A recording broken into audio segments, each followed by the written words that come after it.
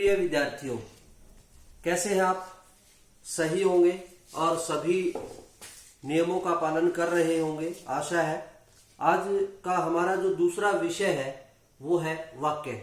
वाक्य को लेकर आज हम चर्चा करेंगे। वाक्य शब्द जब हमारे मस्तिष्क में आता है तो सबसे पहले उसका अर्थ जानने की जिज्ञासा उत्पन्न होती है। तो इसी जिज्ञासा को शांत करने के लिए हम सबसे पहले वाक्य को समझेंगे।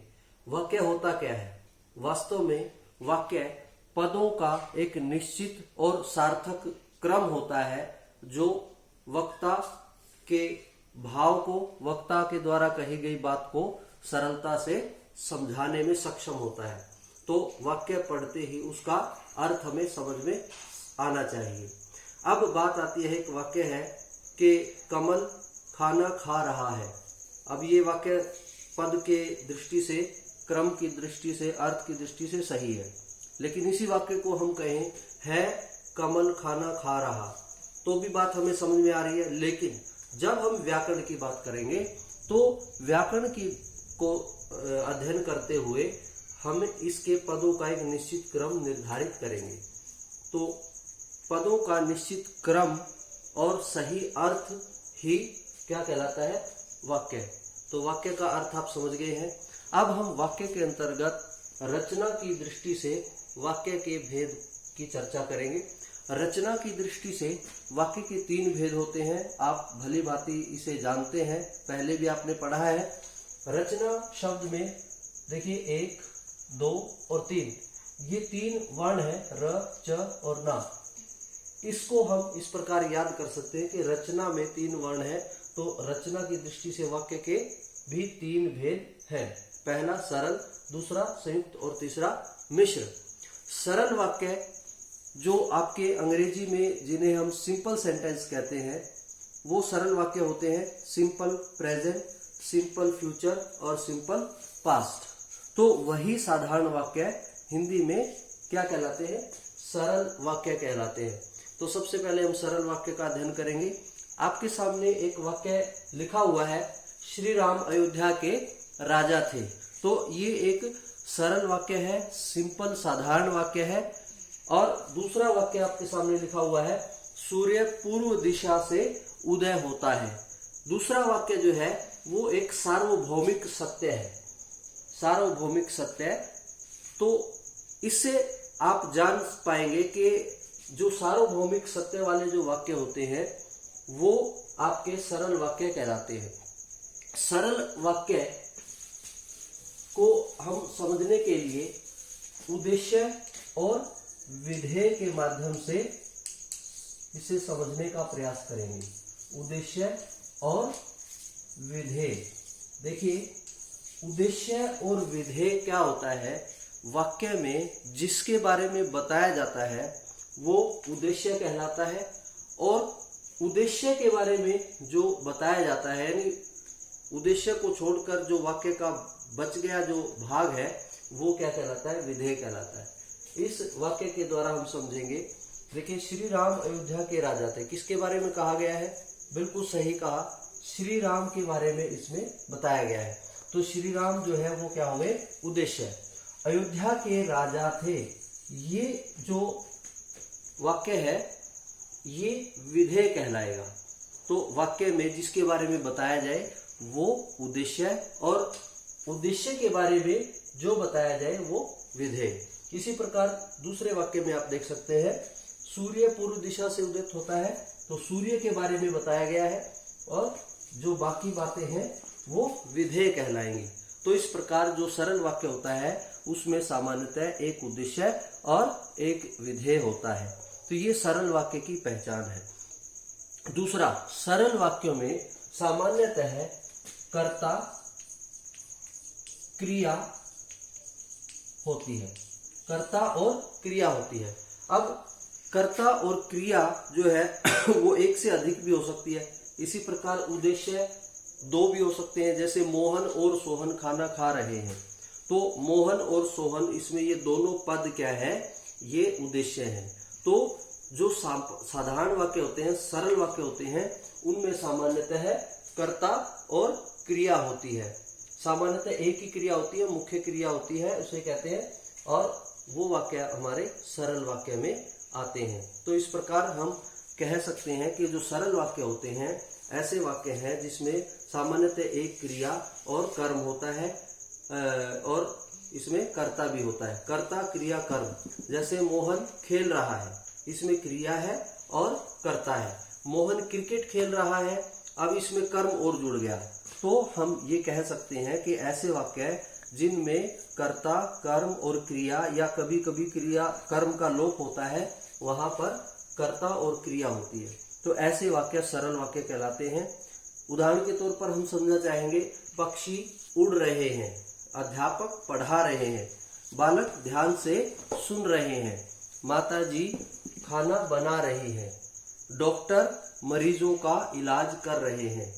तो इस प्रकार हम समझ सकते हैं कि सरल वाक्य जो है वो उसकी संरचना में एक उद्देश्य और एक विधेय होता है। तो ये सिंपल सेंटेंस होते हैं, आप पहले भी इनको पढ़ चुके हैं।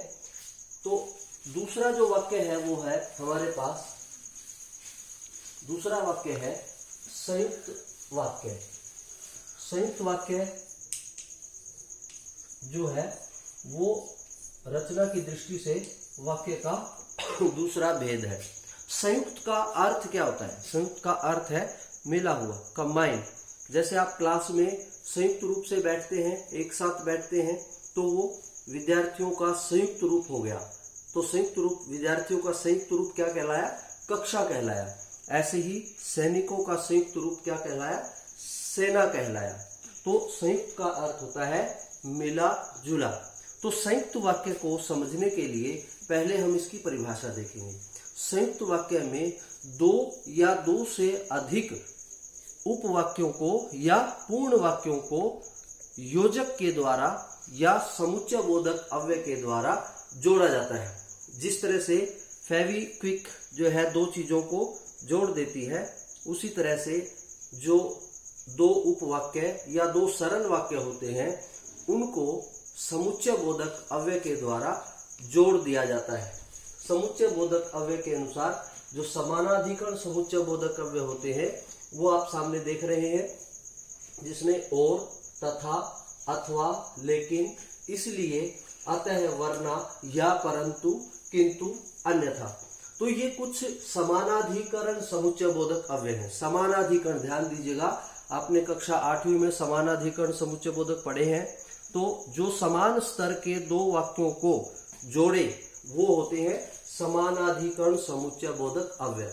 और समानाधिकरण समुच्चय बोधक का प्रयोग जिन दो वाक्यों को जोड़ने के लिए किया जाता है वो कहलाते हैं आपके संयुक्त वाक्य। तो आइए इससे हम वाक्य बनाकर देखते हैं। और का प्रयोग करेंगे हम। सीता गाना गा रही है, गा रही है। और मैं इसको समझाने के लिए यहां लिख रहा हूं, आप इसको अच्छे से समझ सकते हैं। और सोहन खेल रहा है। तो यहां देखिए रहा है, यहां जो और है वो इन दो सरल वाक्यों को जोड़ने का काम कर रहा है। तो ये दोनों ही वाक्य एक और वाक्य दो, अलग अलग दृष्टि से हम इसको समझने की कोशिश करेंगे। तो ये दोनों ही सरल वाक्य हैं और इन दो सरल वाक्यों को जोड़ने के लिए और का प्रयोग हुआ है। ये समुच्चय बोधक अव्यय है, समानाधिकरण समुच्चय बोधक है, क्योंकि दो समान स्तर के वाक्यों को, सरल वाक्यों को जोड़ रहा है। इसलिए सीता गाना गा रही है और सोहन खेल रहा है। इस प्रकार हम इस वाक्य को संयुक्त वाक्य की श्रेणी में रखेंगे। यहाँ पर एक कंफ्यूजन हो जाती है और को लेकर, वो भी हम दूर करने की कोशिश करेंगे। देखिए यहाँ हम लिख रहे हैं सीता, गीता, बीच में हम ऐड कर रहे हैं और। देखिए गीता और सीता गाना गा रही है, यहाँ अनुस्वार लगा देते हैं बहुवचन के लिए। सीता, गीता और सीता गाना गा रही है, यहाँ भी और का प्रयोग हुआ है। तो सामान्यतः विद्यार्थी जो है वो असमंजस की स्थिति में आ जाते हैं। जहां भी और देखते हैं, और क्योंकि समानाधिकरण समुच्चय बोधक है, जहां और देखते हैं वहीं सीधा लिख देते हैं कि ये संयुक्त वाक्य है, जबकि ये संयुक्त वाक्य नहीं है।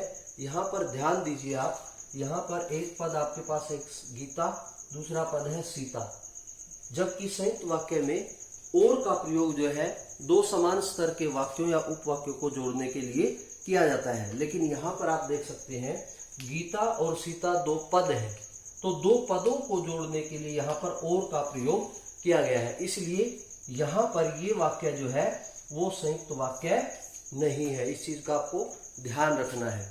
आइए हम अगला वाक्य लेते हैं। तथा सीता खेल रही है तथा गीता गा रही है। सीता खेल रही है तथा गीता गा रही है। इसी प्रकार हम इनको वाक्य में प्रयोग करके देख सकते हैं। देखिए, अथवा तुम चाय लोगे अथवा कॉफी। तुम चाय लोगे अथवा या का प्रयोग भी हम कर सकते हैं इसमें। तुम चाय लोगे अथवा या कॉफी। तो यहाँ पर कॉफी अपने आप में एक पद है, लेकिन इसका अर्थ क्या है? तुम चाय लोगे ये अपने आप में एक उपवाक्य हो सकता है, लेकिन जब हम दृष्टि डालते हैं कॉफी शब्द पर, पद पर, तो हमें लगता है ये तो एक पद है, जबकि एक पद को जोड़ने वाला जो वाक्य होता है वो संयुक्त वाक्य नहीं होता।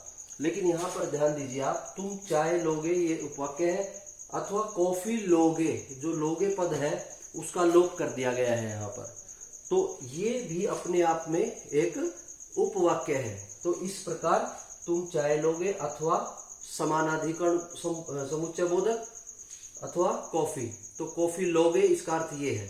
तो इस दृष्टि से ये भी आपका एक संयुक्त वाक्य कहलाता है। अगला हमारे पास है लेकिन। लेकिन का प्रयोग करके आप वाक्य बना सकते हैं। आपकी पाठ्य पुस्तकों में बहुत सारे उदाहरण दिए गए हैं, तो नियम समझकर आप अपनी पाठ्य पुस्तकों में से उदाहरण अपनी अभ्यास पुस्तिका में लिख लिख कर उसका अभ्यास करेंगे तो आपको ये समझ में आ जाएगा। लेकिन मोहन मेहनत करता है, लेकिन सोहन क्या करता है? सोया रहता है। कुछ भी आप वाक्य बना सकते हैं। गीता गाना गा रही है, लेकिन मीता सो रही है। तो इस प्रकार दो सरल वाक्यों का प्रयोग करके हम लेकिन का को जोड़ेंगे और वो हमारा कहलाएगा संयुक्त वाक्य। अगला शब्द देखिए, इसलिए। मोहन ने मेहनत की, इसलिए वह सफल हो गया। कहने को ये प्रथम दृष्टया जो लगता है वाक्य वो मिश्र वाक्य लगता है, कंडीशनल सेंटेंस लगता है, लेकिन अगर हम इसमें अलग अलग वाक्यों को देखेंगे तो हम पाएंगे कि दोनों ही जो वाक्य हैं वो समान स्तर के हैं और इसलिए जो है वो उनको जोड़ने का काम कर रहा है। अतः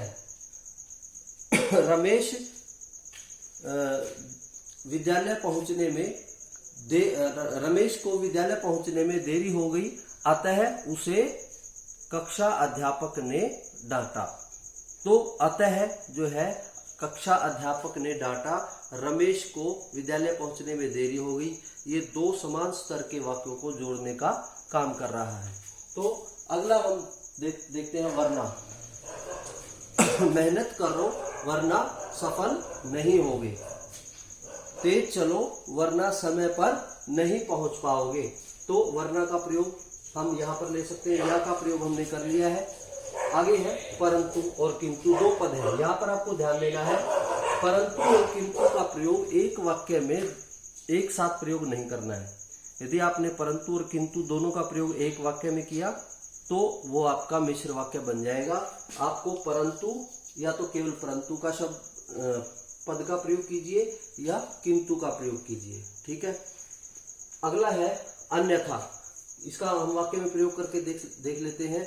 मोहन ने मेहनत की परंतु वह सफल नहीं हो पाया। मोहन ने मेहनत की किंतु वह सफल नहीं हो पाया। तो ये दोनों ही कारण सूचक अव्यय हैं। अगला है अन्यथा। वही मेहनत करो अन्यथा सफल नहीं होगे। तो इस प्रकार समानाधिकरण समुच्चय बोधक अव्यय जो है उनका प्रयोग करके दो समान स्तर के वाक्यों को जोड़ा जाता है। किसमें? संयुक्त वाक्य में। तो हम इन पदों का प्रयोग करके संयुक्त वाक्य की पहचान कर सकते हैं।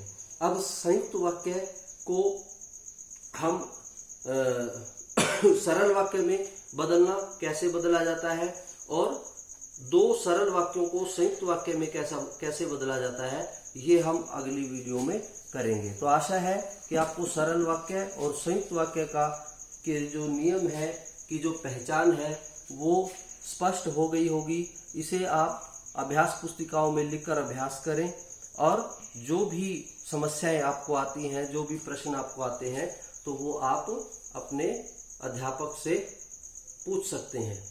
धन्यवाद। अगली वीडियो में हम सरल और संयुक्त वाक्य को आपस में जो रूपांतरण है, वाक्य रूपांतरण, उसको लेकर वीडियो आपके सामने लेकर प्रस्तुत होंगे। तब तक के लिए धन्यवाद। Thank you.